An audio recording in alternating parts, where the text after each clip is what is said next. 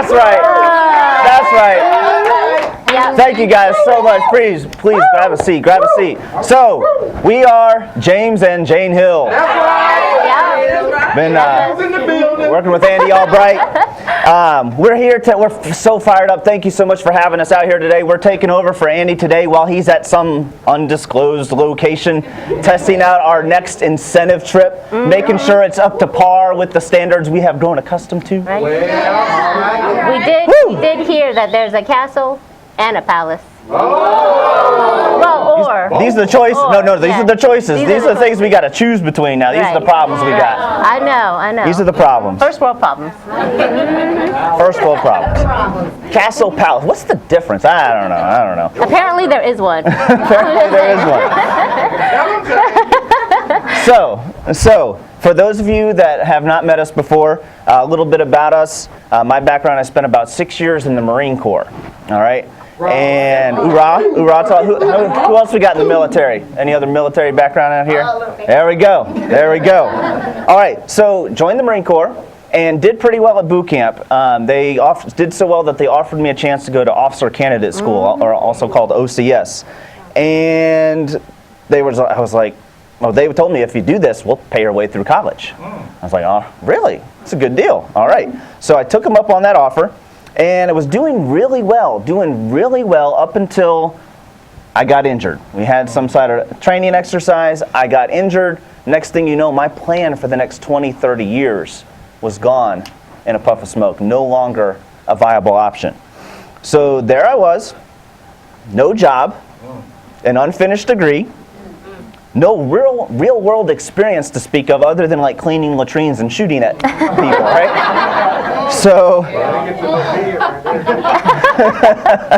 So thank God somebody handed me a book called Rich Dad, Poor Dad by a guy named Robert Kiyosaki. I highly recommend the book, highly recommend it. And what that book talked about, was the difference in mindset between the rich and the poor. Okay? It talked about the difference in mindset between the effective and the people that just kind of floated through life. All right.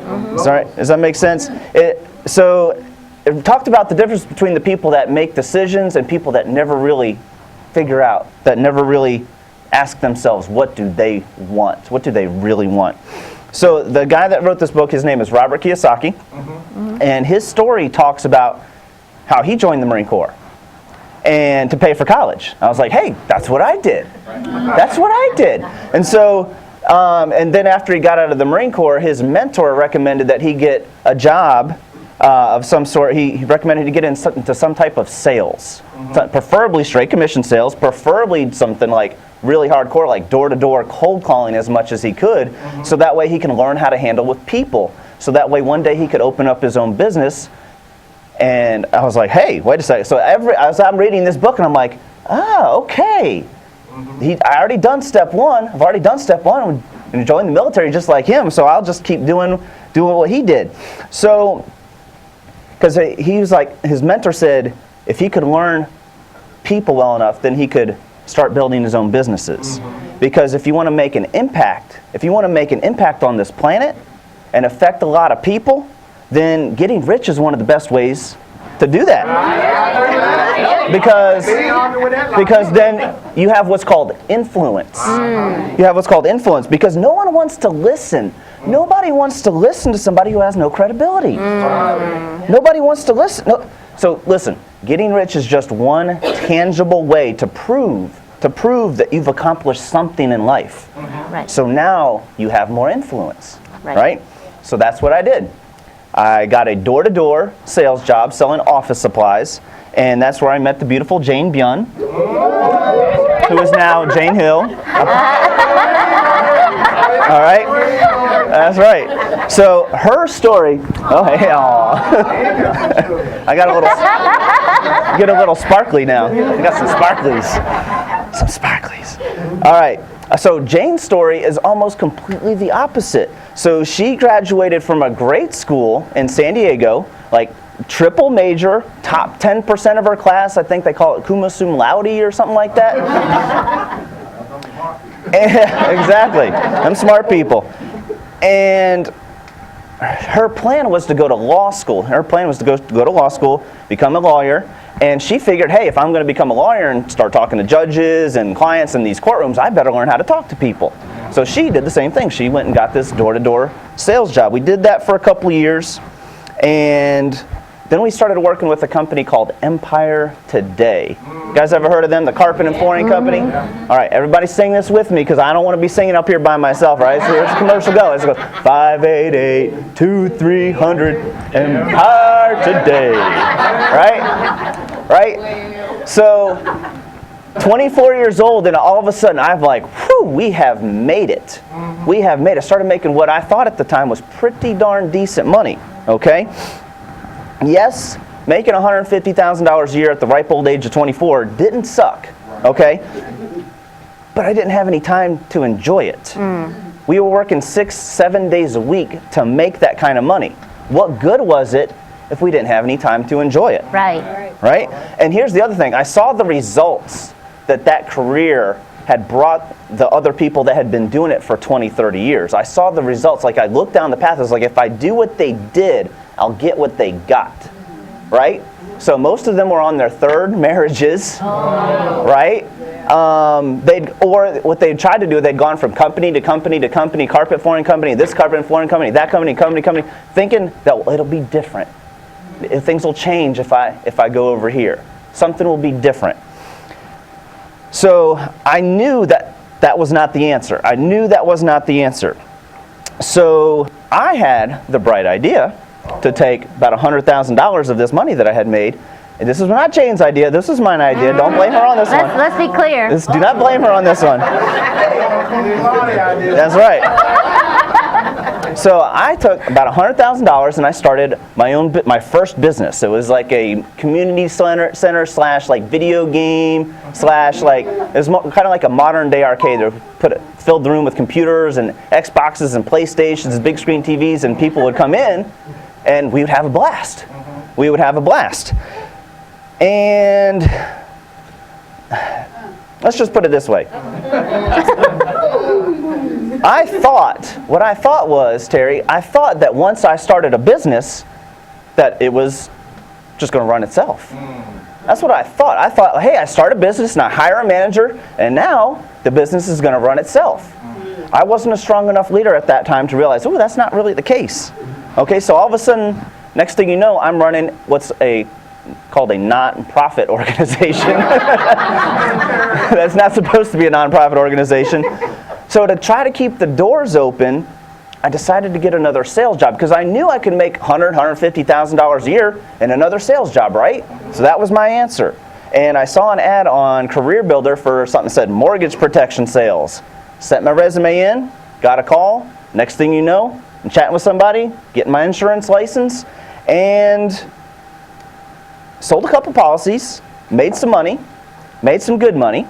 They kept telling me, you know what, James? What you can do is you can hire some people and build a sales team and make an override. So I was like, that sounds like a great idea. So I had the bright idea to hire a couple people, hired about 5-8 people, and I thought, you know what? The thing's going to run itself. I made the same mistake again. I had just made that mistake, and I thought, oh, I got to hire 5 or 8 people. I'm good now. I can go back to playing video games for a living. Well, You see, I was ambitious. I had initiative. But ambition and initiative will only get you started. It will only get you started. I didn't have the drive to keep going once I got it started. I had to develop that. That was a new muscle for me. That was something I had to learn. Ambition is just a pipe dream unless you have drive and persistence. Persistence is the act of getting up, and drive is the willingness to get up.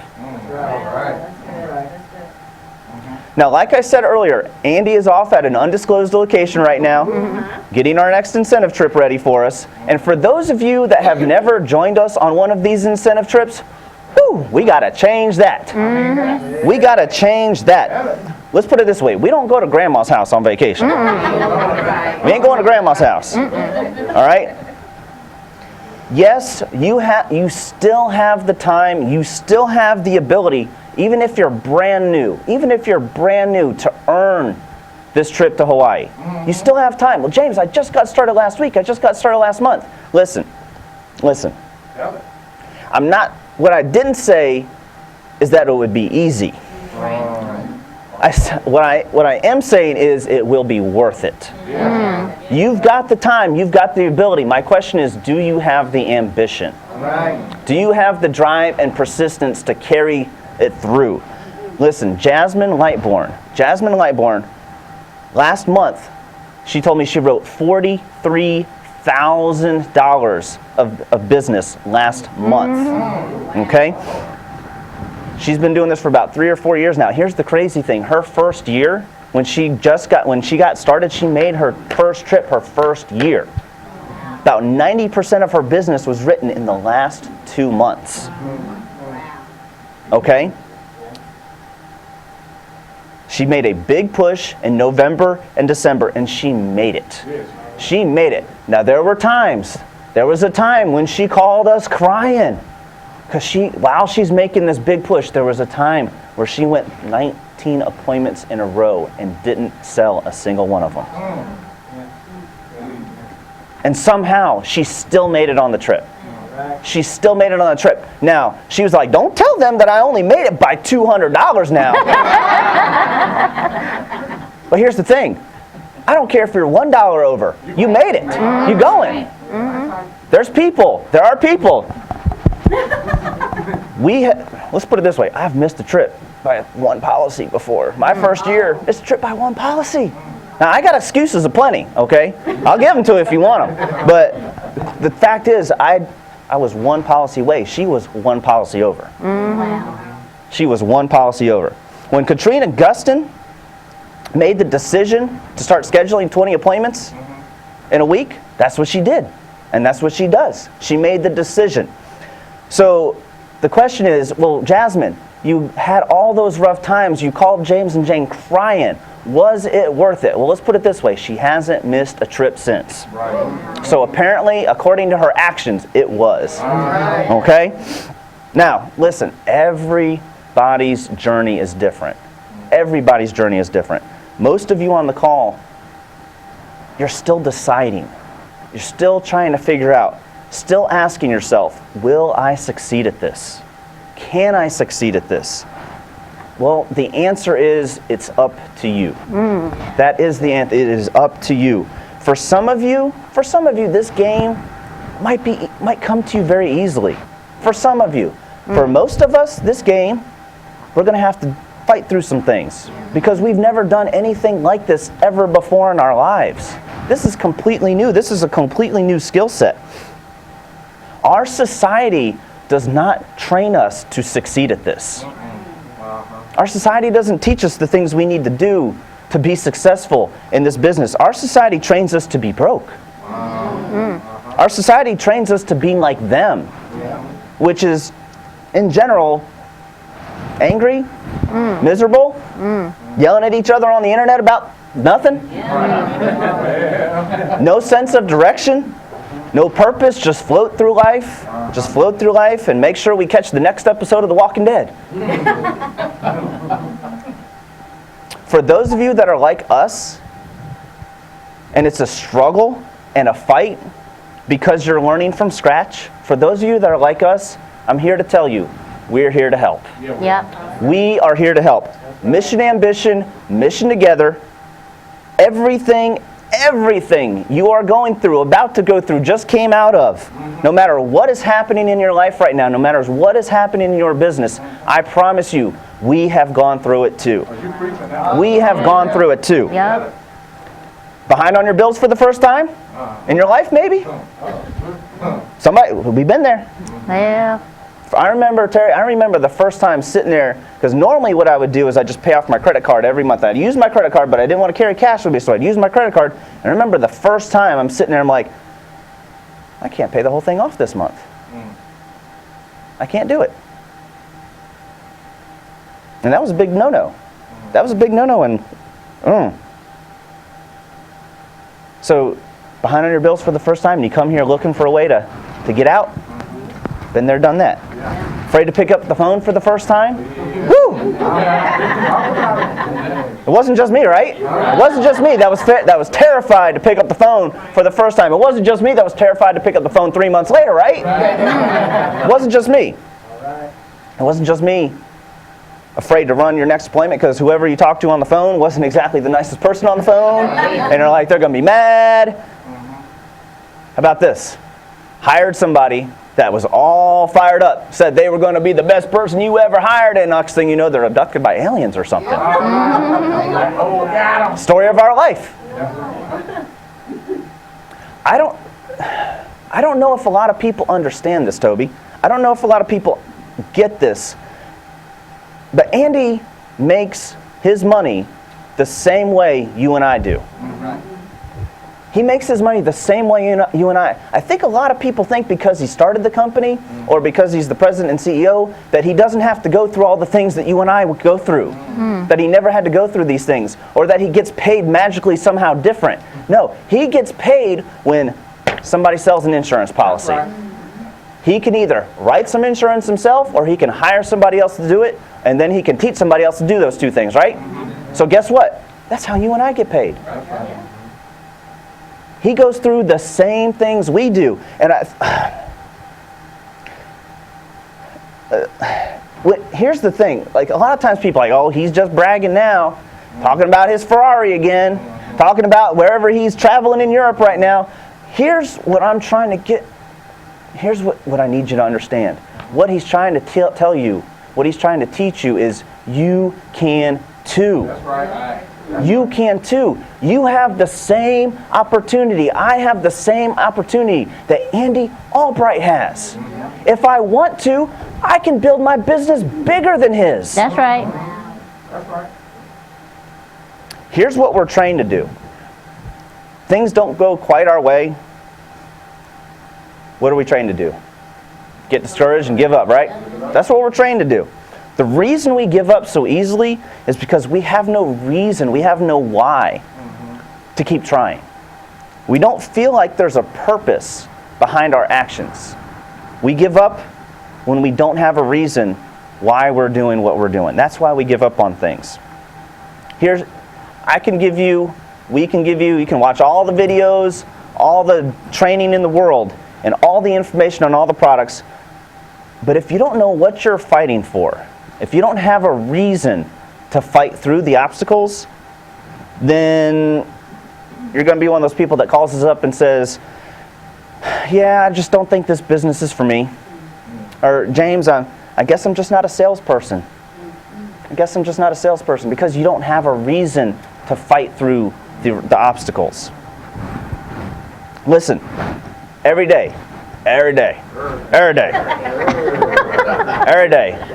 things don't go as planned. Every day. I have agents that kick butt one month, Terry, and I'm like, oh, we're going to get our next promotion. We could just get. And then the next month I was like, all right, we need these two people, all these people, we got all these people, and then this month, this group of people, they do all the right stuff, and then the next month they disappear, and then this person over here, they didn't do anything last month, but this month they're kicking butt. I'm like, if y'all would just do it all at the same time, we'd be God blessed EVPs by now. We'd be EVPs right now. Come on now. Everybody get on the same page here. Oh. Come on, people. Sometimes I come home, and my wife is not exactly in the mood I was hoping for. Well, not with a 10-foot pole. Listen, there's been times we talk to somebody in the morning, they're all fired up. They're, James, this is exactly the business I've been looking for. I've been praying for this. I'll do whatever it takes. I'll get enrolled in license. I'll be home in an hour, and we'll chat then, and we'll get enrolled in my license coach study or whatever. And call them up. What happened? Nobody. Ring, ring, ring, ring, ring, ring. We voicemail. Hey, bud, must be in a bad area. Call me later. No back. Disappeared. So how do we keep going? How do we keep going? How do we get beyond what we're feeling and do it anyway? Because if James and Jane had done everything that they felt, we would not be here today. Well, I got some bright ideas from this guy named Jeff Bright. And he helped me put into words and explain to me why I do what I do. Now, some of this is what keeps me going. This is what keeps me going. You'll see when Jane comes up in a bit, her points, what keeps her going is completely different. Completely different. We're all different people, okay? Part of your journey is going to be discovering what makes you tick. Okay? I need you to figure this out. This is a big, it's kind of like dating. You could be the right person, you could find the right person. But if you're not the right person when you come across them, you're not going to be very attractive to them. You got to tell us what drives you. One of the things for me, according to Jeff Bright, one of the things for me, I have a huge desire for achievement and a huge desire for distinction. Okay? I didn't want to be one of those guys that was just like, grew up, got married, had kids, and died. Grew up, got married, had kids, and died. Like his father before him, and his father before him, and his father. You know, I didn't want to be that guy. When I was growing up, I just wanted my parents and the people that I loved and respected to be proud of me. That's a huge thing for me. That's still a huge driving factor for me. I cannot stand the thought of my wife or Andy Albright or Terry Edwards or Stephen Davies or any of the leaders in this business to be disappointed in me. I can't stand that thought. I want their respect. I want them to be proud of me. I want them to be excited to have me on the team. I don't want to be one of those guys that was just like, well, one of those at least guys. You know what I mean? Well, at least he's a nice guy and he shows up to all the meetings. At least he's here every week. He doesn't, add anything, but at least I didn't want to be one of those at least guys. Something else that keeps me going is the opportunity that we have with the Alliance itself. Here's what I mean by that. When I saw the Alliance for the first time, I saw for the first time a way to make pretty decent income, making $100,000, $150,000 a year selling insurance, and at the same time, in the same system, could build a business on the side. Right. For the first time. Because everything else I'd ever seen, well, if you're going to build something on the side, like when I worked at Empire and they found out I was building a business on the side, they were not happy. They were not ecstatic about it. Everything else, you had to have another job and then build your business on the side. And for the first time, I was like, wait a second. Like the two will harmonize. Like, I can sell insurance, so now I don't have to learn 4 different skill sets. I can just learn one skill set and teach it. So for the first time in my life, I was like, there's a light at the end of the tunnel. Don't get me wrong. I'm not going to tell you. No, I said earlier, I work 6 to 7 days a week to make $150,000. Fantastic. Can I get you to do the same thing here? That's a good question right there. For a season, for a time, while you're building your business? Because guess what? If you do it the right way, there's a light at the end of the tunnel. I'm going to get more into that in a second. Because I saw that way to make pretty decent money and have time to enjoy it. Because we've built sales teams across the country, when we're on one of those incentive trips, we still got money coming in. We never would have taken a vacation. We never would have taken a trip back with the other companies, even though I was making $150,000. We would, because if we took the week off, our money stopped coming in. The crazy thing that blows my mind, Andy Albright is somewhere in Europe right now. His business is still running. His business is still running. You and I have the same opportunity as Andy Albright. If we want, we have the opportunity to build it bigger than he has. Here's the crazy thing. Andy will not be mad if you build your business bigger than his. He will not be jealous. one little bit, he'll be like, finally, I found somebody with more ambition than me. I've been praying for you. I promise you. Well, James, you just don't seem to understand my circumstances. You see, I just want to sell right now. I just want to not build a team because I just want to focus on myself right now and learn the products. And then when I feel comfortable, then I'll start building something permanent.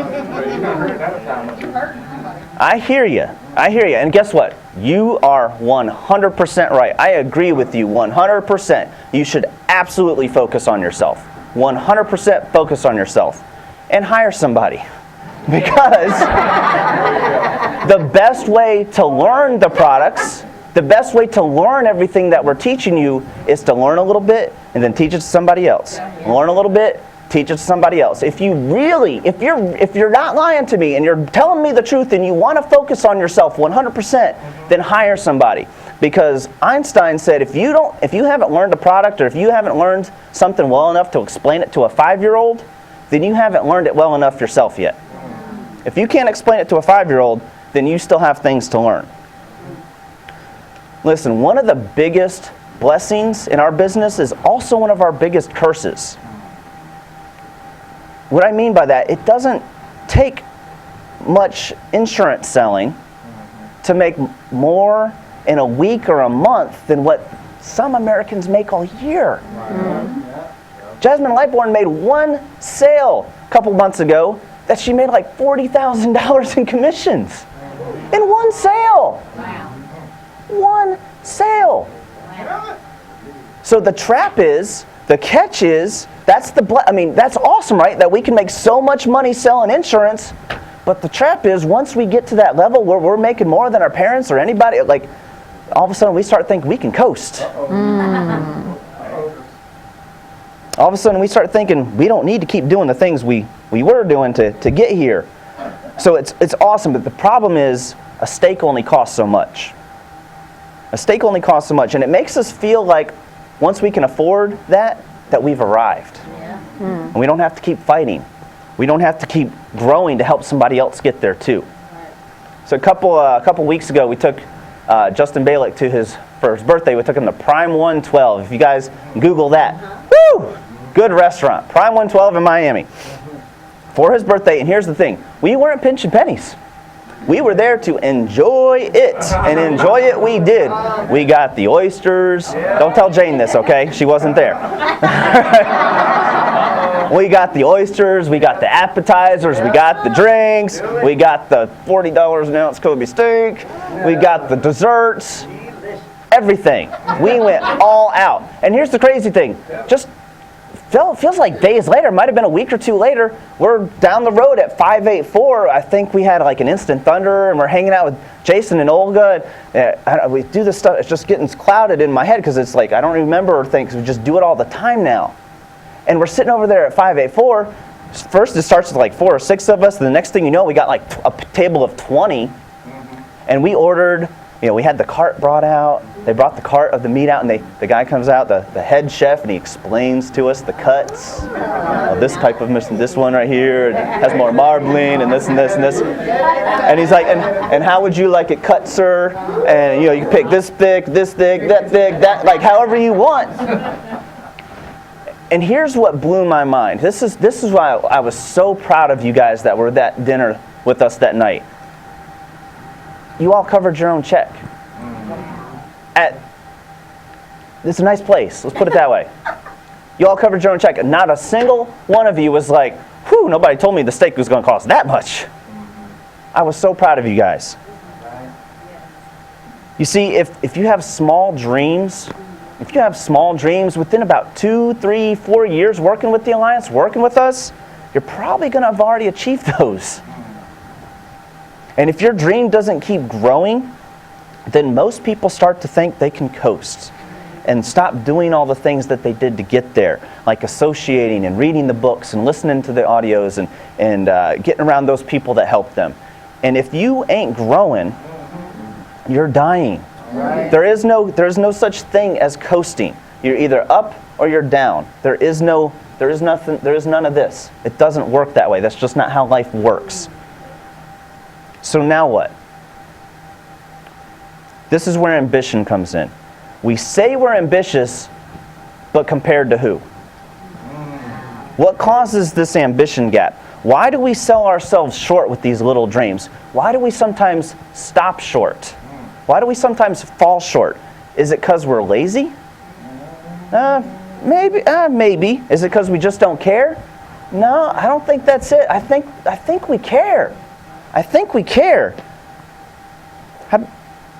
Is it maybe fear? Fear of failing?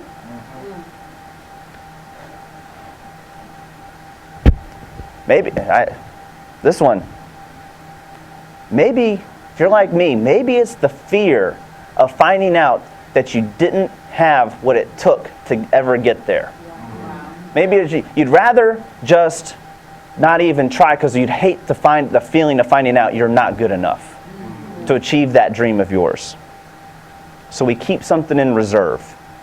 It's not that I don't care, it's just that the last time I cared, I got burnt. Jeff Bright says that the enemy of ambition is regret. I like how every time I said Jeff Bright, people start pulling out their pens like something important's about to happen. You're doing good, baby. That's right. Real good. The last time I screwed up and I missed my chance. So we get people that come to us all the time and they look for reasons why this won't work either. So that way they won't even have to try. So that way they won't have another thing to regret. So that way they don't have something else that they didn't give their all to either. You get people like that all the time. All the time. Or they look for reasons why the opportunity isn't fair. Because they want everything to be fair. They want everything like when we were kids. Do you guys ever have a brother or sister that got to stay out later than you? Yeah. And make you mad, didn't it? And we compare ourselves to other people's situation. We think that they have it easier, so it's not fair. You know, she's white and skinny. Well, she's black and beautiful and was born with this awesome personality, this amazing personality. If your parents made you come home by 10 o'clock and your older sibling was allowed to come home at midnight, it got you upset because that wasn't fair. That wasn't fair. But if your older sibling never existed in the first place and you still had to come home at 10 o'clock, would it still not be fair? No, it wouldn't even be an issue.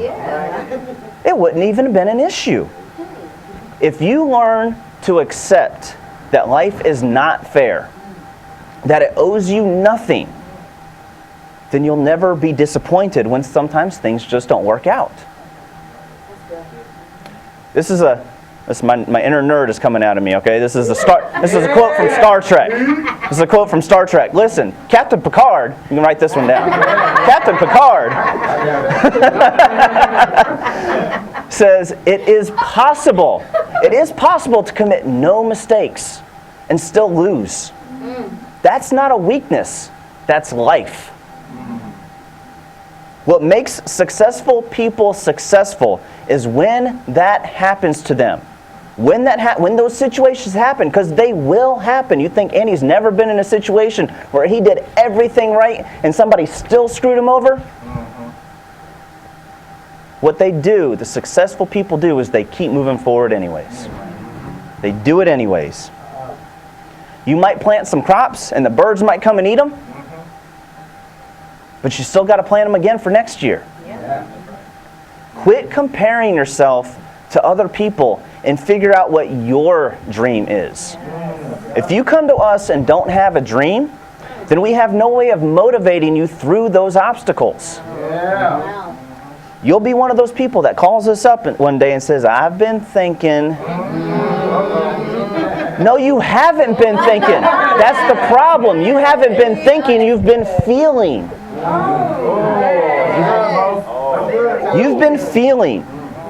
You can have the best laid plans, but if you don't have the dream and the discipline, then you need to get a dream and learn some discipline if you're going to succeed at anything worthwhile in life.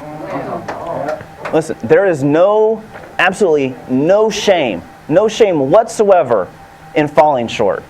But by golly, there is a ton of shame in stopping short. I want to turn it over to Jane for a little bit.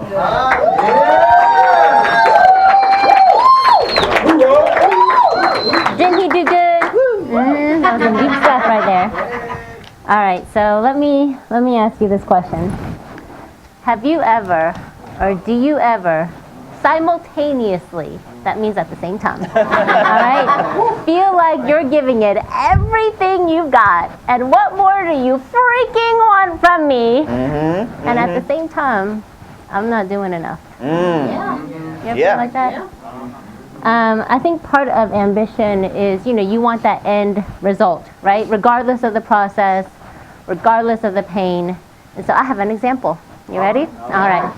So if you take and you sell a bar of iron, imagine I have a bar of iron, right? And you sell it, then the value is $5, all right?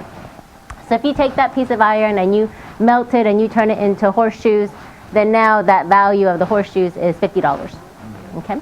So if you take that piece of iron and you turn it into needles, then now that value is $500. If you turn that piece of iron into screws that go inside a watch, now that value is $500,000, right?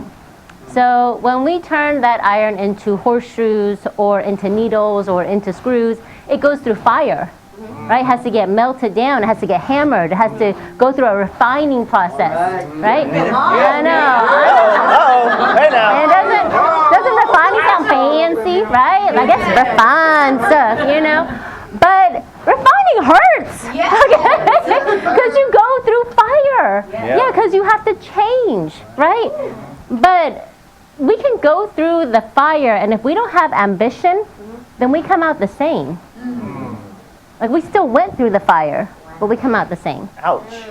But if we have ambition, if we have a direction, if we have a verdict, like if we know what our outcome is going to be, then we can get hammered and we can get reshaped and we can go through that fire and we can come out and grow into the person that we need to be.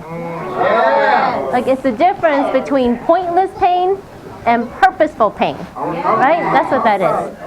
So we collect evidence for the verdict that we already have in our minds or in our hearts, like Tim Goad would say, right? It's in our heart. All right. So what verdict do you have in your head? Like what verdict do I have in my head? And what verdict have you decided with this business? Because you already know. Like you already know it's going to work or it's not going to work. Like you do. Yep. And so if it's your first week or your first month and you're making phone calls, right? And it's a struggle. Is the verdict, well, it's not going to work anyways. And so we stop. Because we know you're wondering. How do we know? Because we wondered. That's right. It's okay, right? We know that there's this part of you that doesn't quite know. Well, let me tell you, you're going to struggle here. Is that bad to say? Like, look, you're going to struggle here. Yeah. Because you're going to go through struggles in life. Yes. In general, whether you're here or not. Right. Whether you're making phone calls or running appointments or not. And so the question is, like, if you see your struggle as part of your path to success, or if you don't. Oh well, Billy, look at that. I told him I needed the whiteboard. Okay, so this is you, right? Okay, and then this is struggle, and this is failure, and this is success. And so it goes like this. Right? Like we have to go through struggle, we have to go through failure to get to success. Well, really, it doesn't do this. It does like like that. That's right. That's really what it does. That's what it does. All right. So, like the verdict was, it's gonna work. Like it's gonna work for us. And so we had to make changes to figure out how it was gonna work. I wanted to quit like 1,000 times our first year. Like 1,000 times. And people want to be all logical with me, and they're like, but there's only 365 days in a year. Yeah, I wanted to quit multiple times every single day. That's how the 1,000 times works, okay?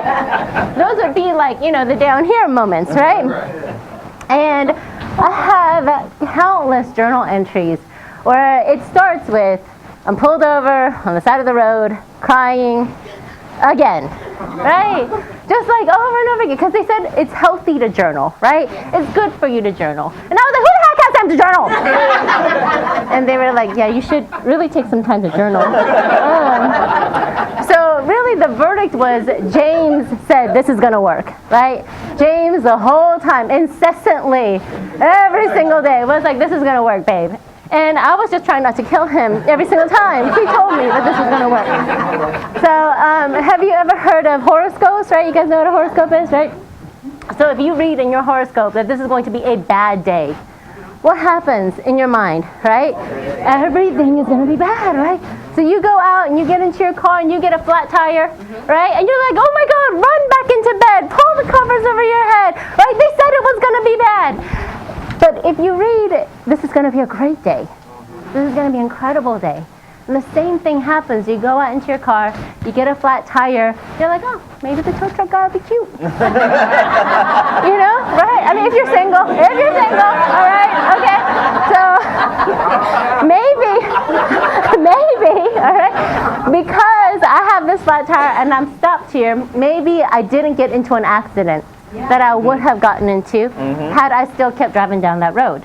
What is your verdict? Like, do you know it's going to work? If you know it's going to work, then sign up for the January convention. Yes. Like, it's the national convention. Go to www.allianceeventures.com. Why? Because if you commit now, your subconscious, this brain of yours, is going to see that you're going to work. You're going to figure out how to make it work. It doesn't mean that you're not going to have these obstacles. Yeah, that website. It doesn't mean you're not going to have the obstacles, right? So let me tell you about our first conference. So James said, we should go. And I said, no. He said, all the successful people who are doing anything are going to be there. And I said, I don't care. We don't have any money, right? We just got our license. I don't care, right? And so, we're there at conference, right? I need this chair. I need the chair. And so I just want to show you real quickly, right? So this is me at conference, like the whole time, right? Cannot believe you freaking dragged me over here. Cannot believe I'm sitting here. Cannot believe, like the whole time. I'm like this the entire time. And you can have the chair back. All right. So, but why? Because when you're there, this is what happened. When I finally was not, I was still mad the whole time. But you start to have these aha moments. And I heard this from Terry Edwards. I thought it was the best thing ever. You have aha moments, and then you have, oh, heck no moments. That is what happens, right? Because you see all these people who have success, who have reached like these certain levels, and you're like, oh, heck no, right? Because that is going to happen, with all due respect, right? that is going to happen to you, and that's okay, yeah. Because the process is simple, but what that's going to do, what those aha moments are going to do, is it's going to give you that conviction, that belief to push through the uncertainty. Eric and Bobby Belair, they sold their wedding bands to come to their first conference, right? So what is that? It's a piece of metal, Well, I mean, it was enough to get them to the conference. It's not just a piece of metal, don't get me wrong, right?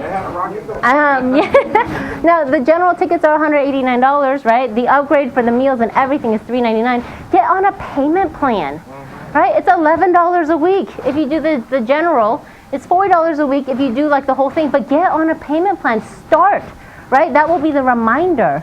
That's like you're pushing towards.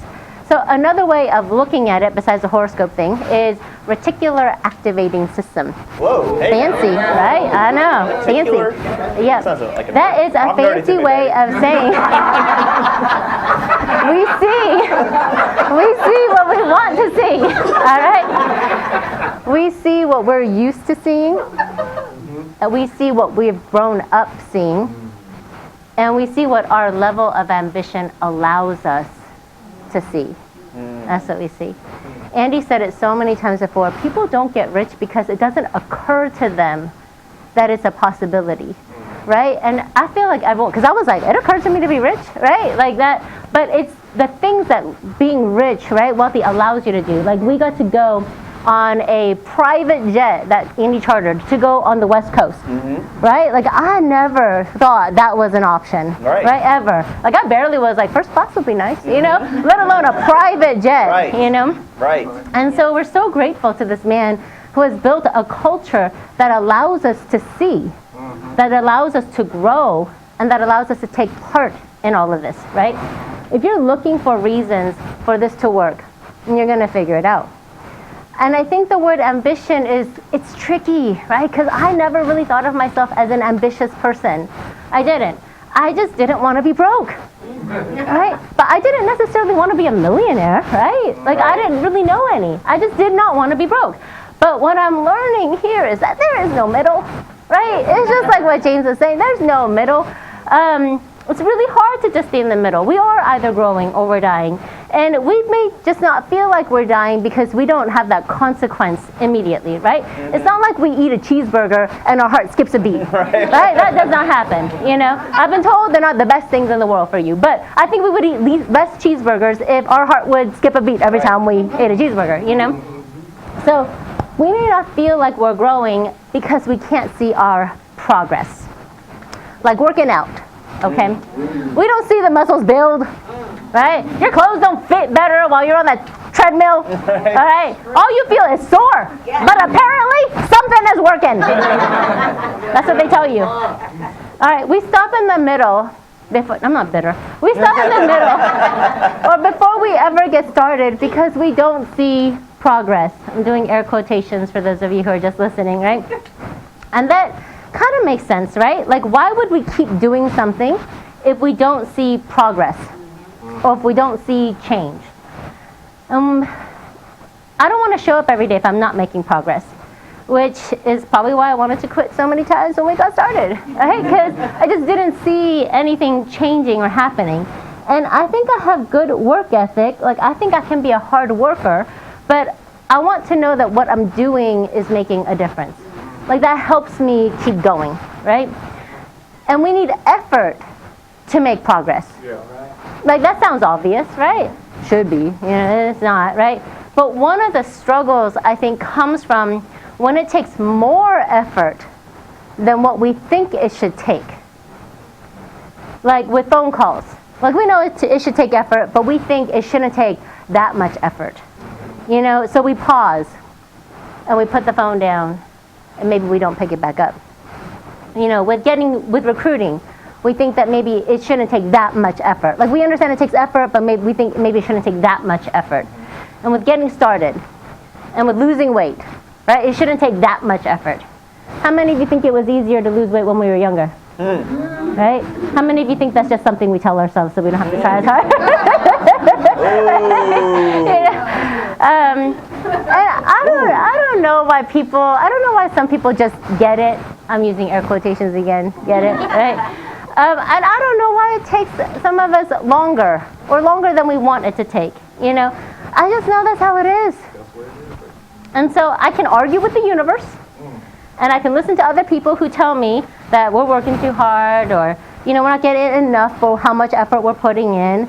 I should just get a regular job, or I can say, okay, that's the price we're supposed to pay, right? So when we have ambition, usually people criticize or have some comment to make, right? That's usually what happens.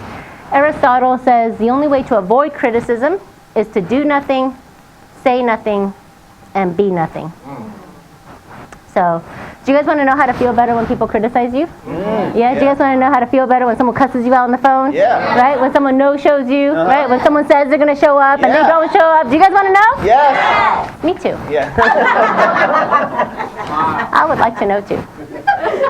So, I had an agent ask me recently, a young guy, we were talking on the phone, and he said, is life always going to be a fight?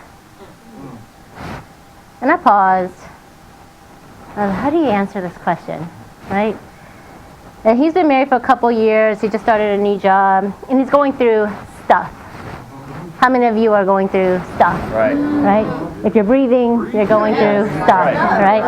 If you didn't raise your hand, you're lying. That's okay. You can warm up. That's all right. You can open up. It's nice. I'm just saying we're all going through stuff, right? And I said, yes. Life is always going to be a fight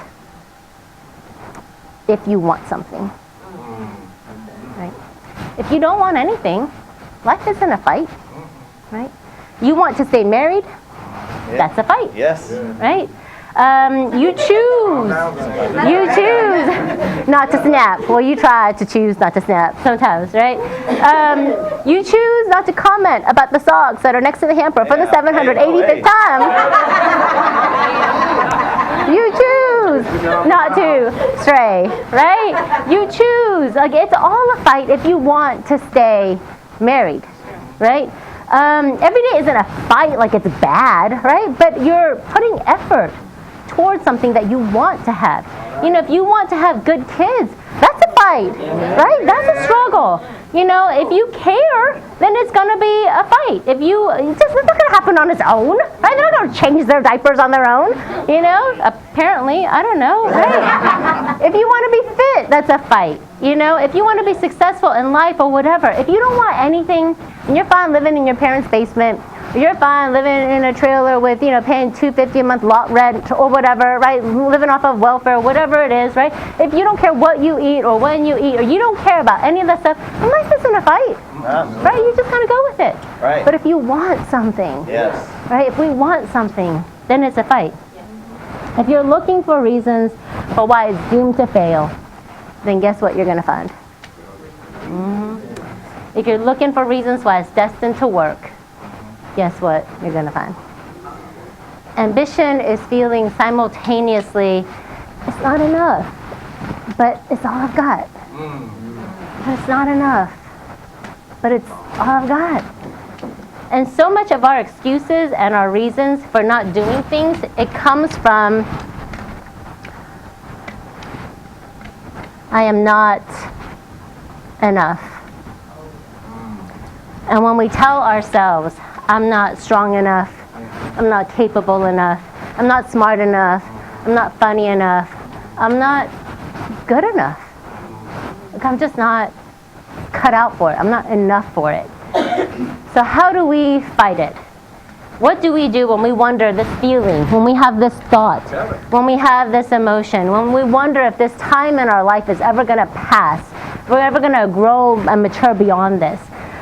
I heard I need to spend more time talking to myself than listening to myself. Because when I listen to myself, I hear I'm not enough. So why do I bother trying? But when I talk to myself, I hear the books and the MP3s and Andy and the leaders, and then you realize we all have these feelings, right? We all have these voices. And if you think that your voice is worse than anybody else's, aw, you're just so cute. You need to get over yourself, okay? I have learned in the South that you can say, oh, bless your little heart. And you can say whatever you want, right?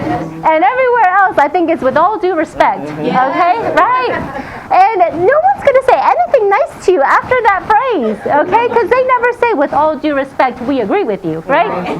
No, it's with all due respect, you are totally wrong, right? So since we're in the South, oh, bless your little hearts, you think your voices are more broken than other people. You're just so cute, right? No, we all have these voices, right? You didn't say be nice. Is that okay? Was that all right? That was okay. Because I said bless your little heart, right? That's why it's okay. All right. So when we get stuck in the struggle, we stop going after the big dreams. And then we decide to settle for what we've got. And we could settle, and that would be easy, and that would be comfortable. But that's where the stretch is. It's not enough, but it's all I've got. And we live in this gray because that's the stretch. That's the tension. That's the growth. That's the ambition. We surround ourselves with other people who are ambitious. And I love it because I hate it and I love it because we're all in the stretch at the same time. We're just in different parts of the stretch. Right. That's what we're in. Some of you are in the stretch in booking appointments. Some of you are in the stretch in making a sale. Some in making your marriage work, in raising your kids. And you can console yourself and you can say we're good where we're at. Or we can stretch to get to our next level, right? And I love it because as we're stretching to get to our next level, we watch our leader, right, stretch to his next level. He's not sitting there not stretching himself. He's sitting there stretching as we stretch too. So that's all great, but what do you do when you're exhausted? What do you do when you're tired? Maybe you're brand new and you're exhausted because of the previous situation that you were just in that you're trying to leave, and you feel like that's drained you. Or maybe you're exhausted because you've been starting here and you're getting ready, or you're getting ready to get ready, and you're struggling, right? Maybe you've been here for a while and you know how to book appointments and you know how to do an interview, but it's just getting really routine and mundane, and you're looking for that push to get you over to the next level. So what do you do when you're tired? We can't trust our emotions when we're tired and when we're exhausted, because our perception is altered. The situation is altered because we're looking at it with tired emotions. And we make rash decisions. And we go back to what's familiar. We go back to what we already know, which is not making phone calls, and it is not doing door knocks. It is going back to whatever we were doing before. Because the grass is always greener on the other side. You know, it always looks that way. But what I tell myself, and what I'm asking you to tell yourself and not listen to yourself, is realize that you're closer now than you've ever been. You're studying for your license. You're further along now than you were yesterday. You passed your test. You're making your first set of phone calls. You booked your first appointments. You sat your first one. You sold it. You sat it. You didn't sell it. Right? You had someone show up to the meeting. You had somebody, you had someone tell you that they've been looking for something like this their whole lives. And then they disappeared, right? You're closer now than you've ever been. Don't go back to what's familiar just because you're tired. So we can't trust our emotions. So what do we trust? What do we do? Because we can't trust the emotions, we hang around and we get around. That's what we do. So even though you may not feel like you have the money or the time, if you don't have the money or the time now, if that's how you feel, when are you ever going to have it? Right? So it's doing it now. And you hang around the people who are doing it, who are in motion, who are in the stretch, so that way we can borrow their energy, that way we can borrow their trust, that way we can borrow their belief. And Chadwick and Melanie, they came down to Burlington and slept in their cars when they were first getting started because they knew they needed to get around, but they didn't have the money for a hotel room. But they needed to get around, And I'm not telling you to do that. This is an example, right? So what do? We just start. That's what we do. And if you made $27 this morning, can you make 27 more after the call? If you studied 2 chapters this morning, can you study 2 more after the call? Right? And so if you can do more than that, then that's great. Do what you can do, but just start. Don't wait to do everything all at once, Whether it's you're making phone calls at your desk or in the corner or on the floor. And that's the thing. No one's cheering you on, right? No one's saying, uh-huh. No one's saying, that's right. No one's saying, you got this, right? You could record it like those live studio audiences, right? But when you get started, it's just that you get started, right? And it's doing it every single day, whether you feel like it or not. And is it going to be perfect?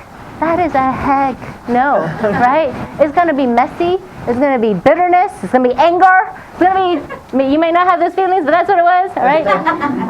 The road to success is through failure. It's not around it. It's through it. So just like Yeah, look at that, right? It's through it. That's amazing. All right. Ambition is what gets us through. And that is another word for mission. It's another word for saying your why. I mean, it's what James was talking about, right? So what do you do when you're tired and you second guess anything?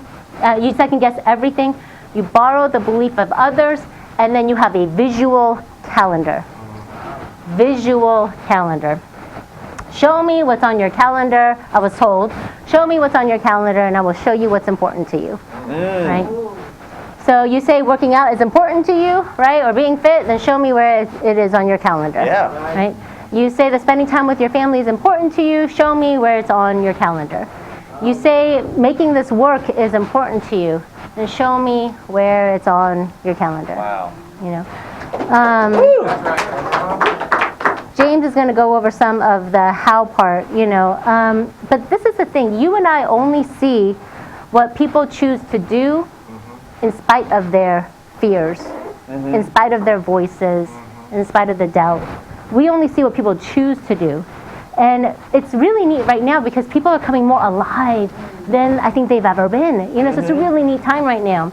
But that is why this is called a whosoever doeth company, right? Because we only see what other people do. It's not a whosoever intentioneth company, right? Or it's not a whosoever feeleth, right? Or wanteth, or gonna do it, right? Or talk about it, you know? And I know that it's easy to say. I know. It's hard to hear. I know. It's harder to do. I know. And I think pretty much everyone here has a seed of something planted in them to want to do something great. I don't think you'd be here if you didn't have that inside of you. That's right. You know, to want to help, to want to have an impact. Andy had a seed planted in his heart. Well, he was in his basement, his unfinished basement, doing this business, right? And he formed what we now see as the Alliance. And we had a seed planted, right, when we came across the Alliance, and we could have quit. And the Alliance would have just been this blurb that we tried this one time, this quirky thing, you know? And instead of being the life change that it's been in our lives, right? But we got, the seed matters, but it's what we do with that seed, right? So there's this race car driver who was asked, what advice would you give? Like, what advice would you want to teach on if you could? And he said, always look where you want to be. Don't, you know, keep your eyes on where you want to be. Don't look at what you're trying to avoid. Don't look at what you don't want to happen, because that is going to cause you to crash, right? But keep your eyes on where you want to go. All because the seed is planted doesn't mean it's going to grow, right? We need to water it, we need to weed it, and we need to not quit. And weeding is weeding out the voices and the doubt, not sitting in the doubt. Don't sit here like, oh, I erased. Don't sit here, right? Don't sit in the failure and the mistakes, because that's gonna happen. But we just gotta work our way out of it.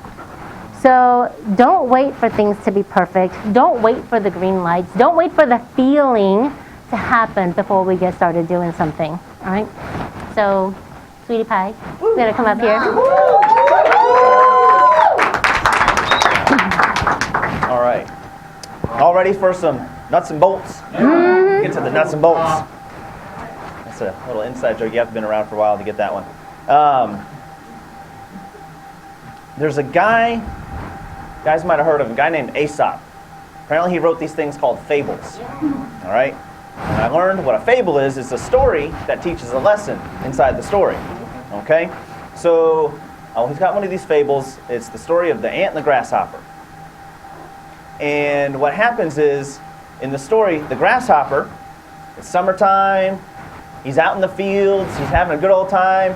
He goes out there and he gets as much as he needs to eat that day, spends the rest of it playing some music, you know, chirp, chirp, chirp, and popping around and everything. And then the ant, same field, same opportunity. The ant, what he does, he's out there in the field and he's gathers as much as he needs to eat for the day, and then goes out again and again and again and gathers more than he needs and sets stuff aside for when winter happens. And then in the story, part of what the story talks about is, eventually winter comes and the grasshopper goes to the ant, and then the ant has to decide, okay, now do I give the person who had the same opportunity as I did, do I give them what I've got and then risk my own family, my own livelihood, my own children? Now he's got to make this decision to help the grasshopper survive through winter and risk his own. You get where the dilemma is now with the ant and all that? Okay. So I hear people all the time. James, I had some cancellations this week. A couple of my policies canceled, and I don't have any money coming in, and I can't pay my bills. And then they blame the system. They blame Andy. They blame you. They blame me. They blame everybody else and everything else other than themselves. The problem is everybody who's ever succeeded in this business has had cancellations. Right.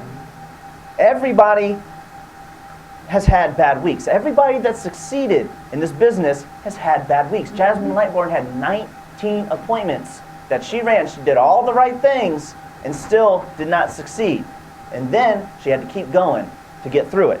Okay? So everybody's had bad weeks. Everybody's had cancellations. And somehow we still have people in this business that succeed and do very, very well with it. The question is, what are you doing differently than what the people that are having the same issues and still succeeding? What are you doing differently? Okay? Here's what society has taught us. Oh, that's huge. All right. Here's what society has taught us. Whatever we need to make for some, like this represents what we need to make for the week or for the month. And let's say for some of us it's $2,000 for the month. Some of us it's $5,000 for the month. Some of us it's $10,000 a month. For everybody's in a different situation. Whatever situation you've put yourself into at this point in life, this is your bills are your bills, okay? What society has taught us is to be like the grasshopper. We make just enough to pay our bills. So what we do is we do a little bit of experimenting. We figure out. Chris Hill sends you a little thing that you can figure out. Okay, if I need to make $2,000 in a month, I need to make this many phone calls, run this many appointments, so on and so forth, right? So he'll do that for you, and you'll experiment, and eventually you figure out, okay, I need to run 8 appointments a week to make sure my bills are paid. So what happens is we go out and we run 8 appointments. Just enough, right? Just enough to cover, to survive for the day. As soon as our needs are met, we stop and we spend the rest of the week or the rest of the month pretending to be busy, doing whatever, singing and hopping around like the grasshopper, and then the next week or the next month, you got a bad day. Bad day inevitably happens. Bad week. 19 appointments happen. You don't sell anything. Somebody has cancellation. The roof leaks. The dishwasher breaks. Flat tire. Your wife yells at you. Whatever it is, I don't know. Like all of a sudden, now you can't pay your bills. And instead of blaming yourself for being a sluggard like the grasshopper, you start panicking. You start panicking and make the situation even worse by doing something stupid, like maybe something illegal. Lose your license. We as adults need to have some duh moments, some aha moments, some eureka moments. Okay? One duh moment that I had, and I need you to have, is that it's okay to have more money in your bank account than you need. It's okay. Nobody will come and take it away from you. All right? Listen, winter's coming. Winter is coming. I'm here to tell you, winter is coming. All right? I've seen the TV shows. I've seen it. All right? You need to set aside something extra for the winter. All right? When you're scheduling your appointments and you only need to schedule 8 to pay your bills, it's okay to run 16 or 24 appointments. So that way you can make 2, 3, 4 times as what more than you need. Make 2, 3, 4 times more than you need. So that way when winter comes, it's okay. You have that bad day, you have that bad week, and it's not that big of a deal at all. Well, James, I don't have enough leads. I don't have the resources. I can't afford to get that many leads to make that many phone calls, schedule that many appointments. Well, then I need you to do whatever it takes. I need you to be like Jasmine. She didn't have enough leads. She didn't have enough resources. What she did, she went out there and cold called and knocked on doors, terrified, like just not walking through the neighborhood. Knock, knock, knock. Hi, my name's Jasmine Lightborn. I'm a local insurance agent in the area, chatting with people about mortgage protection and final expense. And I didn't know if tomorrow afternoon after 4 or after 6 would be better for you. And she knocks on about 100 doors, schedules about 8 to 12 appointments. Well, James, I tried that one time. I knocked on 100 doors and I only scheduled 2 appointments. Well, you're not as good as her yet. She's done it more and longer. Practice more than you. Well, I'm not willing to do cold calls, James. It terrifies, it scares me. Well, then I don't know what else to tell you. Like I'll help you as much as I can, but I'm not going to put myself out of business. Trying to help you when you're not willing to do whatever it takes. I need you we need to start prioritizing better. There's a book called Eat That Frog by a guy named Brian Tracy. All right?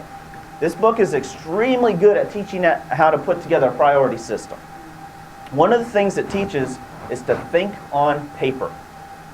Not just in your head, think on paper. Start where you are. We have learned now, at this point in our journey, Jane and I have learned now we've got things on the calendar 6 months, 12 months ahead. Like we know where we're going to be in next July, right? But for now, don't start there. That's not where you're at right now. Start where you are. I just need you to start planning for tomorrow.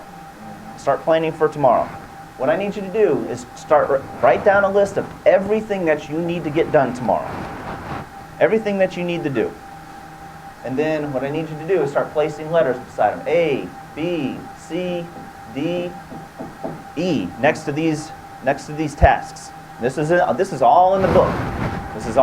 Eat That Frog. Highly recommend you grab it if you want to get more into this. I'm going to cover as much as I can right now, though. All right? So A priorities are the biggest and ugliest frogs. These are the things we tend to put off because they're big and ugly, right? But they're the most important things, but we put them off because they're just they're daunting for us. Like, oh my God, make that first phone call. Picking up the phone the first time in the morning is always the hardest, right? A tasks are very important tasks that must be done, that have serious negative consequences if they are not done. Things like making dials.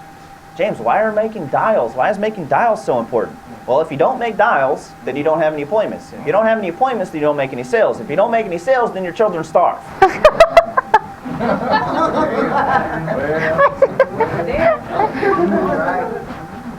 And the next thing, we got A tasks. B tasks. B tasks are things that you should do. These are things that if you don't do them, then someone might be a little unhappy with you or inconvenienced. And if you don't do them, but they're nowhere near as important as A activities. All right, here's the rule. The rule is we never do a B activity until all the A activities are done. Mm-hmm. Never do a B activity unless all the A tasks are done. B tasks would be like returning unimportant messages or phone calls. Like when my mom or my brother give me a call, I know more than likely it's just a chat. Just to say hey, just to see what's going on. And if I'm in the middle of something, I let it go to voicemail. Since I pay like $5 a month for this thing called visual voicemail, I can be on the other line. Usually I got the office phone on and they call me on my cell phone and then I can look and see, still on the phone, and then the visual voicemail, I can read what they said to me and be like, oh yeah, they were just chatting, but this guy over here, he's talking, I'm just reading a little voicemail. And then I can call them back during non-productive hours. Some people are like, whoa, James, you don't understand. That's my mama giving me a call, and she raised me, and I have an obligation. No, you don't. No, you don't. Well, James, I got a duty. I have a duty to be there for me when she needs me, when she calls me. No, you don't. You made that choice. You made that a priority over your own dreams and goals and ambitions. Okay? When mama calls you, grandma calls you and asks you to take her to that doctor's appointment, by all means, get her to that doctor's appointment. It just doesn't have to be you that drives her.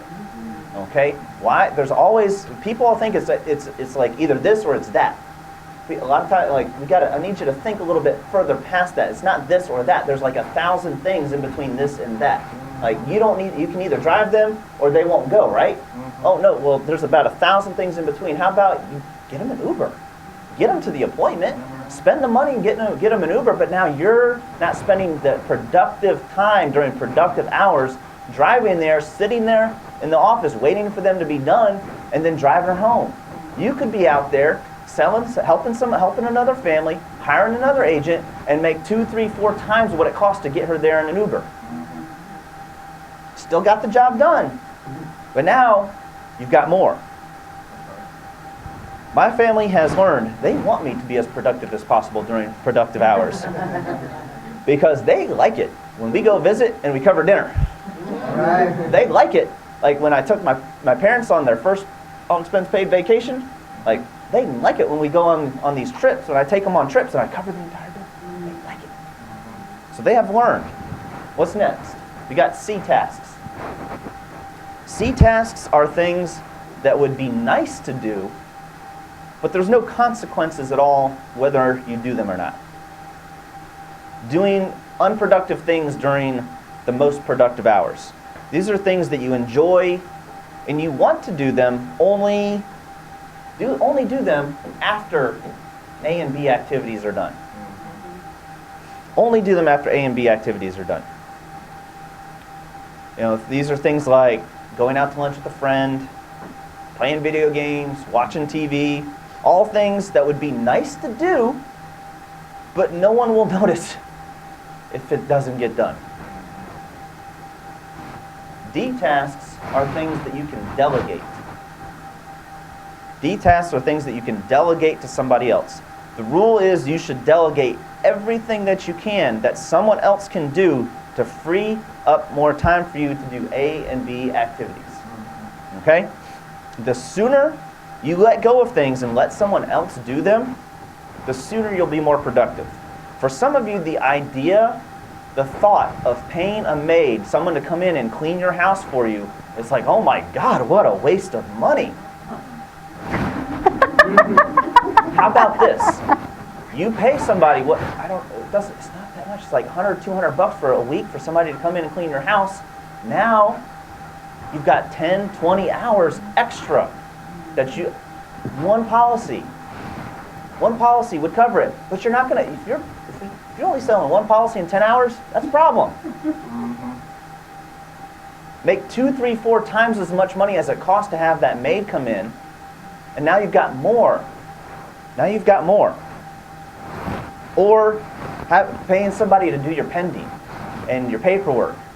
And now you've got 10, 20, 30, 40 more hours that you can spend hiring somebody, hiring another agent, and making exponential rate of return on your money. All right? I'm not going to delegate things that I like doing. I'm not going to delegate somebody else to spend time with my wife. Right? Yeah. I'm not going to delegate somebody else to play video games for me. I'm not going to delegate somebody else to watch TV for me. I'm not going to delegate somebody to go on the incentive trip for me next year. All right? I'm not going to delegate those things. I enjoy doing those things. I want to do those things myself. I have a priority system that allows us to do those things because we've taken care of all the A and B activities and we've put more money in our bank account than we need. Here's the thing. When I do C activities, I don't feel guilty about it anymore. I'm spending time with my wife. I'm not thinking about working. So when I'm working, I'm not thinking about spending time with my wife. I don't feel guilty because we have a priority system. We have a priority system. Successful people are more busy and more productive than most people, and somehow still have time to enjoy the things because of their priority system. I hear people say all the time, James, I don't want to do, or I want to do X, Y, Z, so I don't have time to make phone calls this week and run appointments. I want to be a writer. I want to travel the world. So I can't come work with you because then I won't have time to do the things that I told myself I wanted to do. The crazy thing is, somehow, Andy Albright is the busiest person I've met. He's written 3 books so far. He's in God blessed Europe right now. Somehow still more productive. How does he do that? How does he do that? Well, you see, the next thing, the last letter is E. That stands for elimination. Eliminate. There are things that he enjoys doing right now that for a time, for a season, he eliminated them.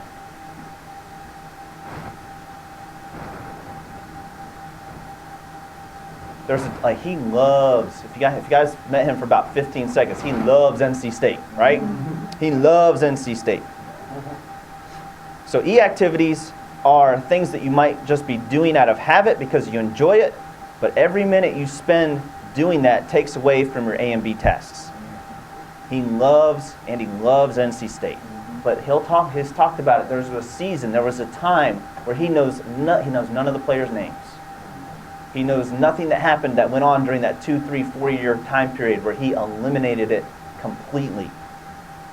Because his dream, he had a bigger dream than just watching it on TV. He had a bigger dream than just being anywhere. He wanted to be on the field with the players. He wanted to.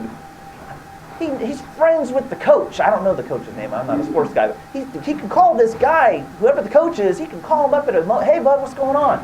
He can text him. Like he's friend. That was his dream. His dream was bigger. So to him, it was worth eliminating these things for a season. For a season. I would ask you to give up whatever it is for you. I would ask you to give it up completely, but I'm not going to. What I'm going to ask you to do is, can I just give you to maybe do a little bit less? Maybe just do a little bit less.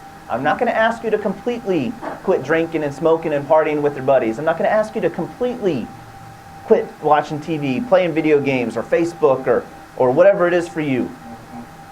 Reading the next great American novel. I don't know. I'm not going to ask you to stop completely. What I am going to ask you to do is just do it a little bit less this week. Can I get you to just do a little bit less? Can I get you to do it just a little bit less this coming month and spend that time doing A and B activities, making phone calls, running appointments instead? Listen, there was a time period where I gave up video games completely for 2 years. Now, I got all the video games. I got all of them. I got every single one of them. James, you got this game? Yes. The answer is yes. I do have it. All right? I'm not asking you to cut it all out. If you like to drink and smoke and party with your boys 7 days a week, I'm not asking you to stop completely. Can I just get you down maybe like 3 days a week? And then spend the other 4 building your dream. All right? Maybe one day we'll get to the point where you're ready, willing, and able to cut it out completely for a season. Here's the other thing. So a lot of people don't get this. A lot of people don't understand this. It's not forever. It's for a season. In the grand scheme of things, 3 months, a year, 2 years is really not that long. And if you're willing to give it up for a season, and if you did it right and used that time accordingly, like used it properly, you can always go back to it. But hey, when you go back to it, now you're arriving in style. You're going back to it in style. You're going back in with your dream still intact. Andy goes to all the games that he wants to go to now. But we stay in the Champions Club. He's on the field with the players. He's got the best seats in the house. He knows, like, he fist bump the players as they're coming through the tunnel. But for a season, he gave it all up. one of the most challenging parts about this talk, and I'm going to try to say this without, Terry, just go ahead and say, easy now. Easy, just go ahead and say it. There will be grown adults on this call that hear me. I listed off all those things, and there'll be grown adults on this call that hear what I just said, and they'll be like, well, James, I don't do any of those things that you just listed. So since you didn't list the thing, that I do, then I guess there's nothing for me to eliminate. So now I've got my excuse. James, you just gave me my excuse, my reason why I don't have time. I'm so busy this week to make phone calls and can't run appointments and all that because the things on the list, I don't do any of those things. Listen, I don't know what it is for you. I don't know what it is for you. It's different for every single person in this room. But you and I both know, if you were doing more productive things, you'd be getting more productive results. You're a smart person. You are a smart person. I'm sure you'll figure it out. Or you'll choose to live in ignorance and live your life with unfulfilled dreams. The choice is yours. Either way, we're good. We're still going to love you. We're still going to work with you. We're still going to be building our dream. We're still going to be going after our goals, after our dreams. And we'll still keep looking. We'll just have to keep looking until we find that person that's willing to get their head out of the sand and come run with us. The choice is ours. The choice is yours and yours alone. I pray that we make the right ones. Hey, everybody, we've enjoyed it. Andy, have a blast, brother. Appreciate you. Keep moving forward. We will see you on the next one.